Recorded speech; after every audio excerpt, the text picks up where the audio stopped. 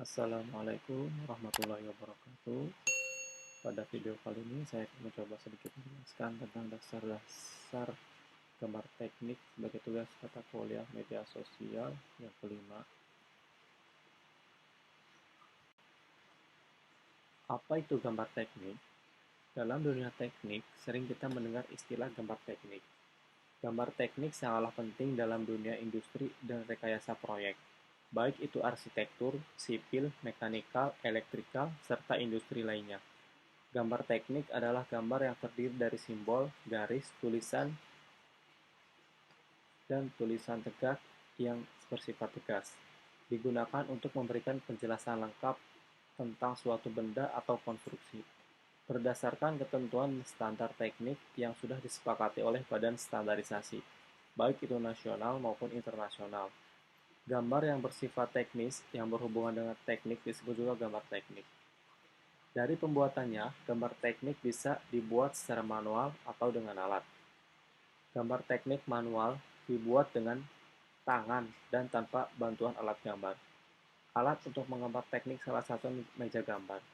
Dan yang pasti adalah komputer dengan software AutoCAD dan lainnya. Berikutnya, fungsi gambar teknik. Gambar teknik memiliki fungsi sebagai gambar yang memuat segala informasi teknis dari suatu benda. Fungsinya adalah menerangkan data teknis yang mencakup diantaranya ukuran dan dimensi benda, visualisasi suatu benda, material yang digunakan, alur proses suatu pekerjaan, dan lain sebagainya, yang berfungsi memudahkan dalam proses pembuatan suatu benda, proyek, atau suatu konstruksi. Gambar teknik biasanya ditemui pada gambar mekanikal, gambar elektrikal, arsitektur, gambar pipping, dan instrumen, serta masih banyak lagi yang lainnya. Berikut alat yang digunakan untuk menggambar manual atau dengan tangan. Yang pertama adalah kertas gambar. Kertas gambar terbagi menjadi dua jenis, yaitu kertas putih dan kalkir. Kertas putih adalah kertas yang berbahan tipis dan rata yang dihasilkan dengan kompresi serat yang berasal dari pulp. Serat yang digunakan biasanya adalah alami dan mengandung selulosa dan hemiselulosa. Ukuran kertas bermacam-macam sesuai dengan kegunaannya. Sedangkan kertas kalkir adalah kertas yang tembus pandang yang biasanya digunakan oleh para desainer untuk merancang desain atau gambar. Dengan adanya kertas kalkir ini, para desain dapat lebih mudah menyelesaikan gambar yang mereka buat. Yang kedua, pensil biasa atau pensil gambar. Pensil gambar ini dapat digolongkan menurut kekerasannya, golongan keras, sedang, dan lunak. Golongan keras diberi lambang 9H sampai dengan 4H. Golongan sedang dari 3H sampai dengan lambang B. Dan golongan lunak dari 2B sampai dengan 7B. Dan ada pensil mekanik, yaitu pensil yang dapat diisi ulang, berbeda dengan pensil biasa yang diraut ketika mulai tumpul. Karena ukuran pensil mekanik tidak akan berubah, ukuran yang ada adalah 0,3, 0,5, 0,7, dan 0,9 mm. Dan kekerasannya dapat dipilih dari HB atau F, H, 2H, dan 3H.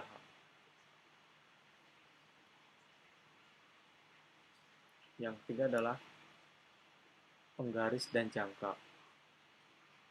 Penggaris terbagi menjadi 4 jenis, yaitu penggaris T, segitiga, malengkung, dan malbentuk.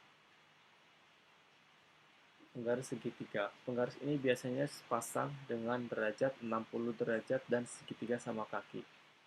Malengkung untuk menggambar garis lengkung yang tidak dapat menggunakan jangka. Malbentuk untuk menggambar secara tepat untuk menggambar secara cepat untuk menggambar simbol-simbol seperti huruf mobil, bentuk simbol elektrik, mur, dan lain sebagainya. Sedangkan jangka ada 3 jenis, yaitu ukuran besar, ukuran menengah, dan ukuran kecil. Yang keempat, penghapus atau juga disebut stick merupakan salah satu perlengkapan alat tulis yang merupakan karet lembut yang mampu menghilangkan tanda yang dihasilkan dengan pensil. Menghapus kenyal seperti karet dan seringkali berwarna putih meskipun banyak varian bentuk dan warna yang ada di pasaran. Penghapus juga merujuk kepada penghapus papan tulis hitam maupun putih. Penghapus tersebut terbuat dari bahan wol yang ditempelkan pada sebuah balok kayu. Yang kelima, rapidograph. Rapidograph merupakan alat kelengkapan menggambar teknik. Biasanya Rapido dijual satu set komplit. Rapido banyak digunakan untuk gambar sipil maupun arsitek. Rapido memiliki ukuran ketebalan garis yang berbeda-beda, sehingga untuk membuat gambar yang bagus dibutuhkan beberapa Rapido.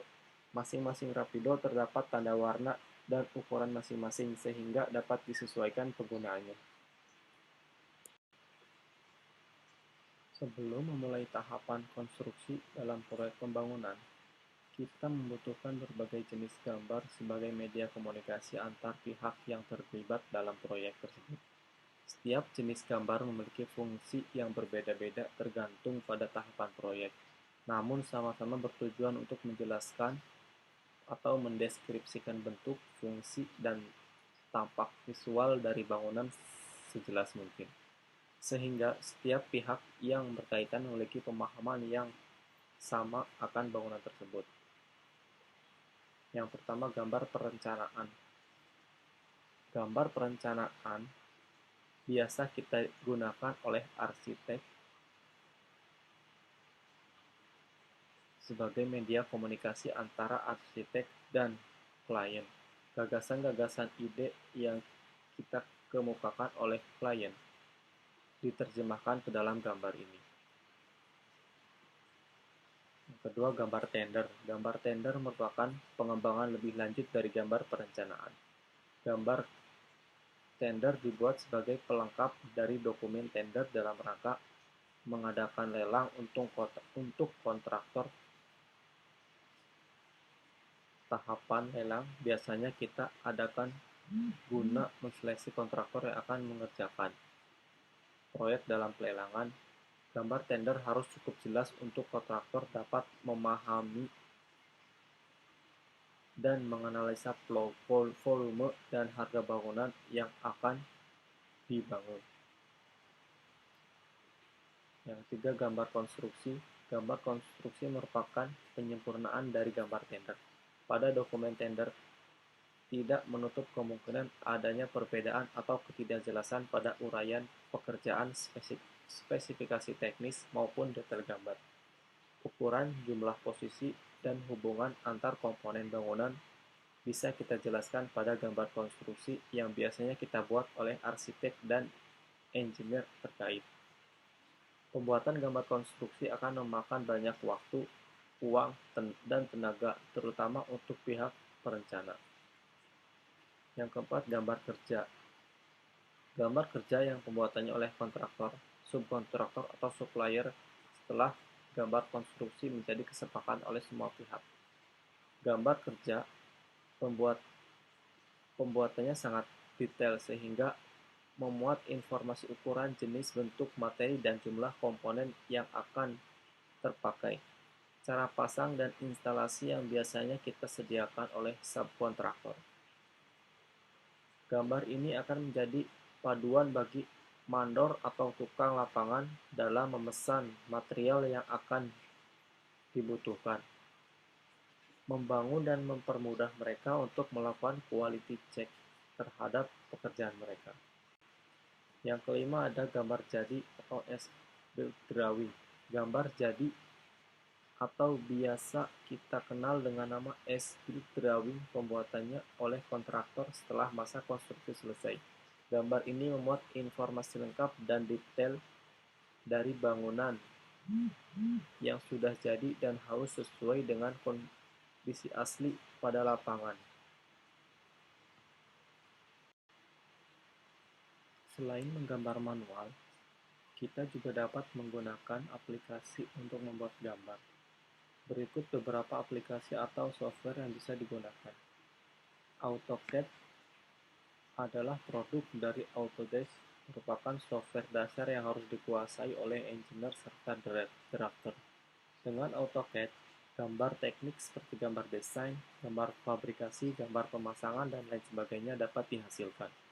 Selain gambar-gambar tersebut, AutoCAD juga mampu menampilkan 3D modeling dari sebuah bangunan. AutoCAD dapat terintegrasi dengan software lainnya seperti STAAD.Pro, SAP 2000, dan ETABS. Kemudian yang kedua itu STAAD.Pro. STAAD.Pro merupakan software keluaran dari salah satu produk Bentley.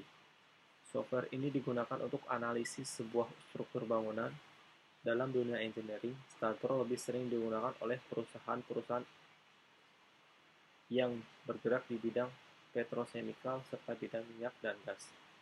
Misal untuk menganalisa sebuah struktur, pipeline, jetty, shelter, dan lain sebagainya. Bahkan di beberapa perusahaan, EPC STAAD digunakan untuk menganalisa platform atau topside pada bangunan offshore. Sama halnya dengan STAAD.Pro, SAP 2000 juga merupakan software yang berbasis analisa struktur. Produk keluaran CSI ini juga digunakan untuk menghitung bangunan gedung, jembatan, serta bendungan. Dilengkapi fitur yang lengkap, SAP 2000 sangat powerful untuk analisa bangunan tersebut. SAP dapat terintegrasi dengan AutoCAD sehingga pemodelan pada SAP 2000 dapat diekspor ke AutoCAD. Kemudian AutoCAD Civil 3D merupakan perangkat terbaru untuk memberikan suatu solusi yang inovatif menjadi proses perancangan civil engineering dan site development jauh lebih mudah dan lebih cepat, sehingga dapat memberikan waktu yang lebih banyak untuk mencari solusi dan mempersingkat waktu proyek secara keseluruhan. Biasanya mereka yang menggunakan Civil 3D bagi mereka yang bekerja di pertambangan, pemipaan, dan lain-lain. Selain itu juga aplikasi ini bisa juga untuk merancang secara penuh dalam perancangan jalan. Mungkin itu saja video kali ini. Sampai jumpa di video berikutnya. Terima kasih. Wassalamualaikum warahmatullahi wabarakatuh.